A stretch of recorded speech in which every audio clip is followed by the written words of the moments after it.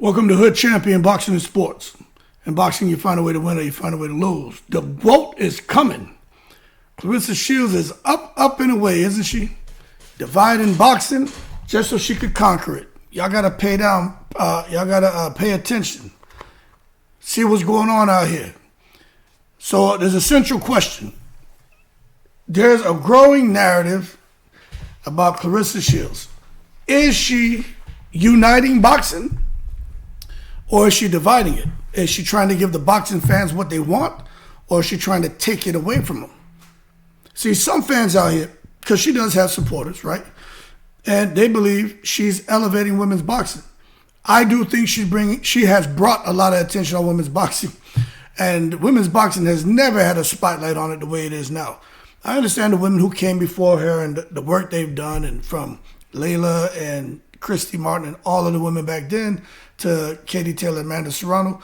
But I'm telling you right now, the spotlight that's on women's boxing, Claressa has a whole lot to do with it. So is she elevating women's boxing? That's a question. Others believe, nah, Hood, she's thriving in controversy and that's where she wants to be. So I think, the truth likely sits somewhere in the middle. Now, the divide and dominate strategy. Now, this is all perception, okay? In sports and especially boxing, attention equals power. Fighters who control narratives, they control relevance, they control conversation. Shields seems to have figured it out. Her and her team seem to have figured it out. Headlines matter as much as highlights. Claressa, make as much noise as possible. Make them love you, make them hate you. Just make them fucking react to you and pay attention. And I'm going to tell you this. At first, I think people felt that, this is unintentional. She couldn't be this strategic. She couldn't be this intelligent. She just couldn't have the kind of, I think the ability to do a predictive analysis and say, if we do this and that, this is where we're going to be. I'll tell you this. Whether it was done intentionally or not, she has become and often becomes and remains a center of conflict until she chooses to throw something else out there and keep her as a center of conflict, just a different conflict. But this thing with Claressa and the fans, there's a love-hate relationship. Shields has one of the most polarized fan bases in boxing. She has supporters, the Dubois, that eat a lot of Cinnamon Toast Crunch. They see her as, the most accomplished woman boxer ever. She's a trailblazer. She's a truth teller. She's someone people hate on. Y'all need to leave her alone. They praise her. They've kind of toned down coming into my chats with the drama. But at first, it used to be dramatic. Now they see Hood Champion. He's fair. He's not just here to bash her, but he's going to speak what he's going to speak. But he's fair. But Lord have mercy. She has some fans that, no kidding, they'll do a drive-by biting. They'll do a drive. It's one thing, do a drive-by and shoot you. They'll drive-by and bite your ass. You know what I'm saying? So those are her supporters. Then you got the critics. They ain't trying to hear nothing when it comes to Claressa Shields. They say, that girl is confrontational. She's toxic. She's too outspoken, always in drama, disrespects everyone.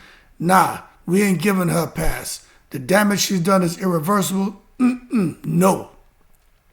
So the result is you can see that her supporters and her critics are always emotionally invested because the ones who love her, they get worked up.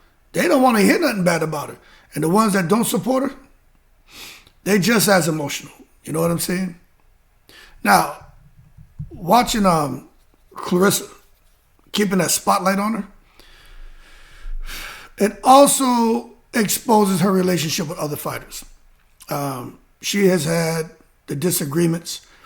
You can just watch her with, Serrano, Baumgardner, Layla, Alycia. She's tried to be kind of respectful to Katie Taylor. Even has something to say about Katie Taylor, something to say about Christy Martin. She always has something to say about everybody.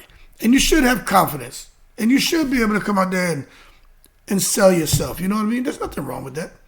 But the problem is these public disagreements, this competitive tension, y'all bums and nobody like me and I'm this. All that shit is crazy because the social media exchanges has turned people off. And then within the boxing fraternity, Some respect her resume, others question her approach. Right now, they're looking and saying, okay, Claressa has all these accomplishments, but now we're seeing what she does. She may put duck sauce on the fried rice and not fight Shadeshi. She's going for Lauren Price.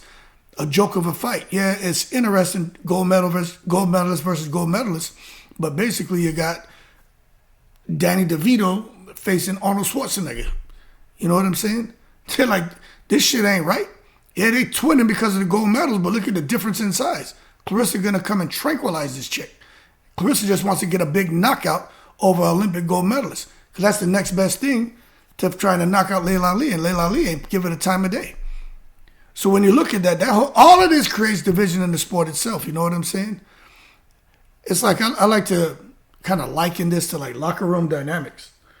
Fighters talk. Fighters watch everything.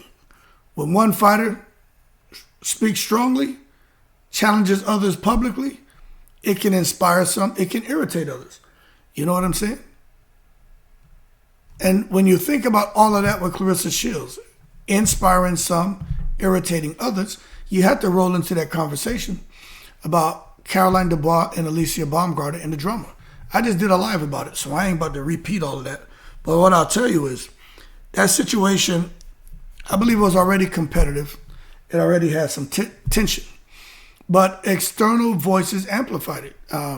Shields' involvement added fuel, increased visibility, it raised stakes publicly, it made it very negative, very toxic, and as a result, Dubois is now hated by many. Baumgardner is now hated by many. A type of hate and disdain that wasn't there before Claressa came and injected that whole dramatic situation with the goat virus. So now it feels like, yo, this shit is bigger than just any fight, but it's very negative. But hey, it's bigger than any fight. And it's more like a movement or rivalry, which there's some pros and cons to it, but it's gone very negative, very, very negative. But at the end of the day, man, you know, drama builds fights. I know that. You all know that. Modern boxing, fights are built before the ring. The fights are built before they even sign contracts. You know, that Baumgardner-Dubois fight is being built right now because the drama has created more interest than ever. It's driven debate, and it's also kind of pulled in the engagement from fans and casuals, men and women, even people outside the sport of boxing. They peeking over, they done perched up on the fence. They looking over like, the hell they got going over there in boxing? And I think Shields understands this ecosystem. I think she's really cracked the code on going viral. She's found a way to make, and it's a benefit to Baumgardner, but Baumgardner and Dubois go viral. It's just very interesting to see what she's doing. But I kind of think she's kind of likes having some of that heat off her, because now all the heat's on, Dubois and Baumgardner. And that's why you see a big shift in the media. The focus changes because people are not talking about Shields' personal drama as much. That's because the spotlight has shifted. The media cycles. The new conflicts replace the old narratives. And the current focus right now is Dubois versus Baumgardner and all of that tension. Now, there are still people out here talking about, Claressa and whether she was cheating on Papoose or not. And, that conversation is never going to stop. Is she going to have a little Pap Jr.? Is she not? People going to keep talking about that. You know why? Because it gets clicks. You know what I mean? That's why. I get a lot of information every day sent to me. I don't put it out. Because, for what? There's other channels doing it. Yo, man, make your money. I'm all about, get your money. But for me, some of that shit, I'm like, I don't know. But the bottom line is, the conversation and the media shift, everything's gone more towards Dubois and Baumgardner and the tension. Now, all these allegations, look, it's an important reality about personal allegations about Claressa and this and everything she has going on. Look, when it comes to relationships, when it comes to cheating allegations, a lot of this shit is unverified, but you're sitting back and you're watching and you're like, from where there's smoke, there's some fire. But it's speculative. It's not really central to anyone's boxing performance. And media and fans, they're kind of locked in on Claressa and all of her drama, but they're locked on even more to the Dubois and Baumgardner drama because Clarissa's involved with that. And again, it's because a new storyline has emerged. You know what I'm saying? No one's even really talking about Claressa and Shadesha Green. But what you see is the importance of controlling the narrative. Fighters who speak often stay visible. Claressa has remained visible and remain relevant, whether it's for the good reasons, wrong reasons, you understand, you don't understand, you accept it, you don't accept it. This is what she's done. And as a result, she's managed to shift attention away from her past controversies, her current controversies, her negative narratives, and more towards the new rivalries, new conflicts, and the shit going on out there with these other ladies. So is it strategic or is it natural? Look, man, there's some possibilities here. It could be strategic by Claressa and her team. Calculated moves, controlled messaging, intentional controversy. You know, it could be very strategic to say, hey, this is how we want to move. We got to put you in a more positive light. So let's take this dim light off you and throw it on them. But I'll be honest with you, I think it's more natural. I think it's just authentic personality of Claressa Shields to do what she's doing. I think it's a natural emotional reaction from her and fans. And I think there's some competitive fire there amongst everybody involved in the drama right now. So the reality is it's probably a bit strategic and natural. So it's more of a mix of both, you know what I'm saying?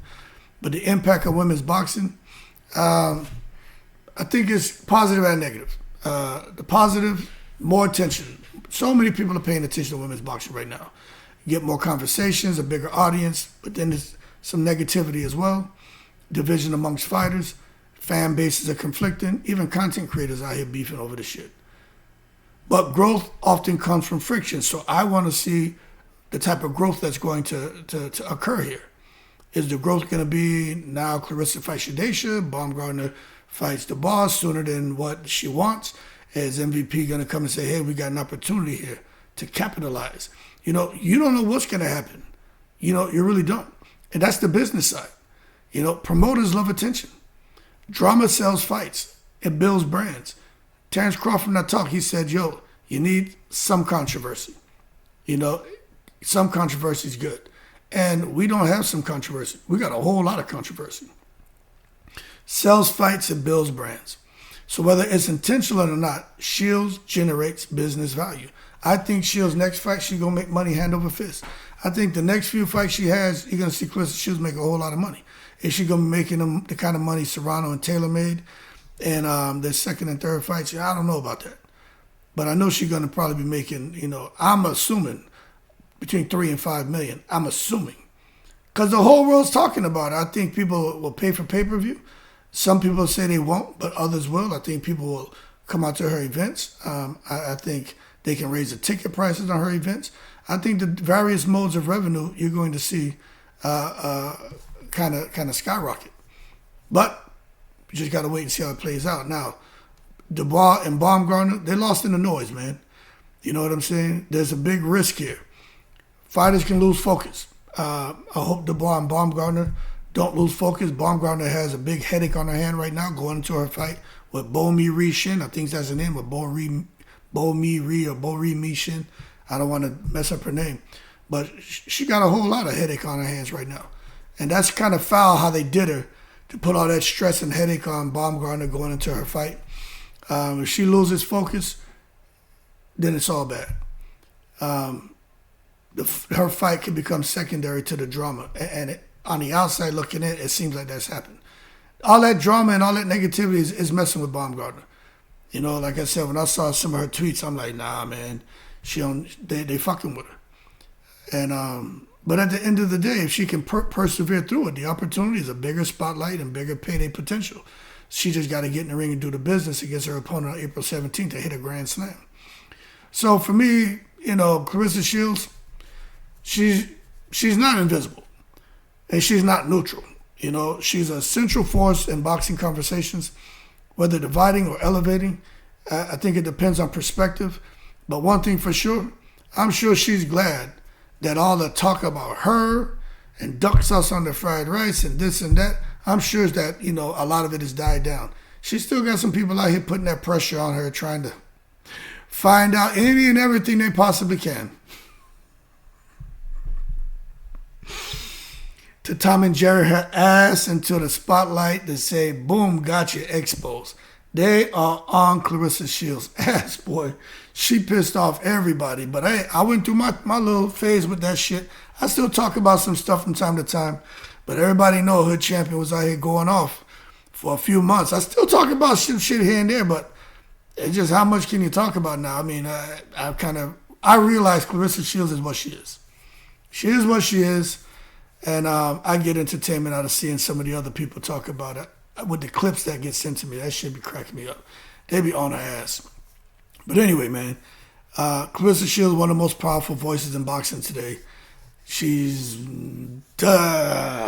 ain't doing nothing to improve her brand or image, in my opinion. But bottom line is, in what she's doing, she's kind of bringing the sport together in a way, but also dividing it at the same time so she can stay on top. So when you look at it, it's Claressa Shields. She on top, man. But we'll see. But that's how I see it. I think she's stirred the pot to a point to where now she's here at the top. Everyone underneath her is kind of, dealing with the bullshit now. So she's been able to climb out of that cloud of confusion and be on top of everybody to where now she's like laughing at everybody and all the drama she stirred up. And now they're fighting. She instigated it. That's what the instigator. That's what I should change the title to. Claressa the Instigate, the GOAT.